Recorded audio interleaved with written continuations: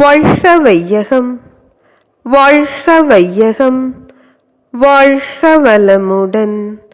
குருவே துணை. அனைவருக்கும் இனிய காலை வணக்கம். ஆசான் அருட்தந்தை வேதாத்ரி மகரிஷி அவர்களது ஞான களஞ்சிய கவிதைகள் பார்த்து கொண்டிருக்கிறோம். இன்று கவி எண் 69. அன்பு வழியில் பொது உடைமை என்பது தலைப்பு.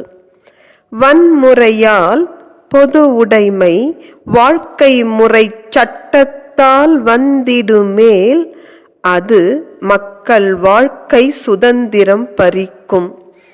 தன் முறையில் விளைவறிந்து தான் அந்த முறை ஏற்கும் தரத்தவராய் மக்கள் தம்மை தக்கபடி பண்படுத்தி அன்பாலும் பண்பாலும் அறிவாட்சியை மலர்த்த அச்சமின்றி பகையின்றி அழிவின்றி அறவழியில் நன்முறையில் பொது உடைமை நாடனைத்தும் மலர்ந்துவிடும்.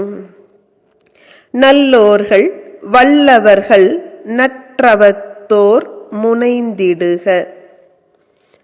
அருட்தந்தை எத்தனை ஒரு அற்புதமாக பொது உடைமை கூட அன்பு முறையில்தான் வர வேண்டும் என்று வலியுறுத்துகிறார். மனிதர்கள் இது இயல்பே அன்பு தான். அதுதான் தொலைச்சிட்டோம் எப்படியோ. அதனால்தான் இவ்வளவு துன்பங்களும் துயரங்களும் மனித வாழ்க்கையில். பொது உடைமை தத்துவத்தை, எல்லோர்க்கும் எல்லாம் என்பதை வன்முறையால் ஒரு சட்டத்தின் மூலமாக வற்புறுத்தி கொண்டு வந்தால் அது மக்களது வாழ்க்கை சுதந்திரத்தை பறிக்கும் ஒன்றாகத்தானே இருக்க முடியும். அதற்கு பதிலாக மக்களது அறிவாட்சி தரத்தை உயர்த்தி அவர்கள் மனதை பக்குவப்படுத்தி எல்லோரும் பொதுவுடைமை தத்துவத்தை ஏற்கும் தரத்தவராய் இருக்கும்படி அறிஞர்கள் தொண்டாற்ற முன் வர வேண்டும். நாம் கொண்டு வரும் பொது உடைமை அன்பால் பண்பால் வர வேண்டும்.